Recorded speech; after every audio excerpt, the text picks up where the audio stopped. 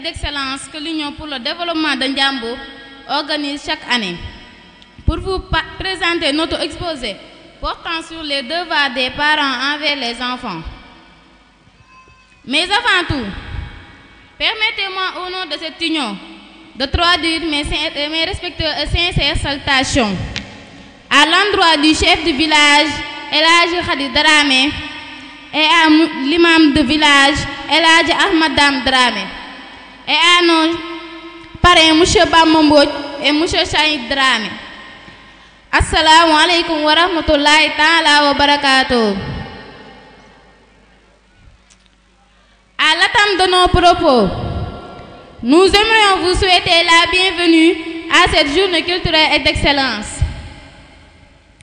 Dès sa naissance, l'enfant a à sa guise des droits et devoirs auxquels il doit obéir. Les droits et devoirs des enfants que nous connaissons tous.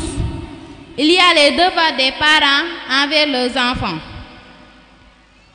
Dans le cas général du plein exercice de l'autorité parentale, la distinction entre enfants légitimes ou naturels a été abandonnée. Il n'y a plus que des enfants à l'égard desquels les droits et devoirs attachés à l'exercice conjoint de l'autorité parentale sont identiques. Avoir un garçon ou une fille revient quand même un enfant. S'il arrive que le couple ait plusieurs enfants, rien ne sert de favoriser l'autre et de négliger l'autre. Ça serait mauvaise et discriminatoire pour un parent de maltraiter sa fille et de chouchouter son garçonnette et vice-versa. Ainsi, les parents sont obligés de créer des liens d'égalité entre les enfants sans discrimination, permettant à chaque enfant de jouir pleinement de la présence de ses parents. Les parents ont le devoir d'éduquer leurs enfants. En effet, le milieu familial est le premier milieu d'apprentissage de l'enfant et, par conséquent, son premier cadre de référence. C'est dans son milieu familial que l'enfant a acquis ses premières connaissances et développé ses premières habiletés. Lorsque l'éducatrice fait appel aux connaissances antérieures et aux habiletés de l'enfant, elle établit un pont entre le milieu familial et le milieu éducatif.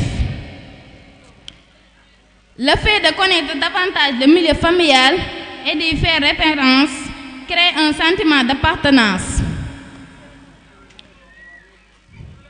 et démontre le respect accordé à la contribution des parents et au vécu de l'enfant.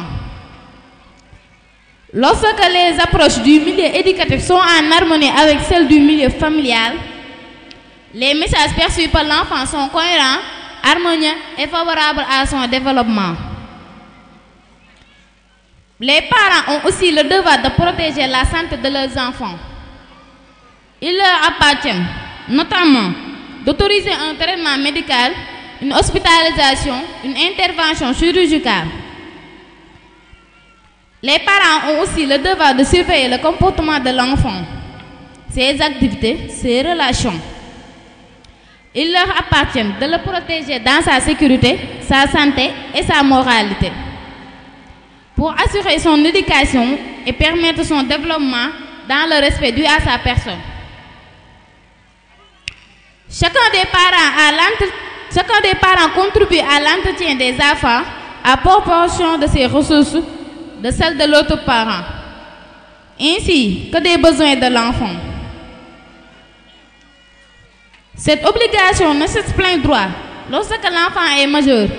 Même après la majorité, le parent qui assume le titre principal, la charge d'un enfant majeur qui ne peut lui-même subvenir à ses besoins, peut demander à l'autre parent de lui verser une contribution à son entretien. Il est prévu un devoir de cohabitation. L'enfant mineur ne peut, sans permission des pères et mères, quitter la maison, nécessite que détermine la loi. Enfin, l'égalisation des droits et devoirs des parents constitue la norme dans le cas le plus général, qu'ils vivent ensemble ou soient séparés. Quant à l'enfant, objet de droit dont les parents ont la maîtrise, s'il convient de le maintenir les mesures de protection. Il y a lieu aussi, dans le respect de son intérêt, de l'associer aux décisions qui le concernent selon son âge et son degré de maturité. Et ce, afin de le mieux préparer à ses responsabilités d'adulte. Mention spéciale à vous. Nous vous remercions infiniment au fond du cœur. Vive l'UDM, vive Ndiambour, que la fête soit belle. Merci beaucoup. tàccu leen ma ko bu baax a baax a baax kooku mooy Mambas. Elle aussi elle fait partie des membres de l'UDN lépp loo xam ni moom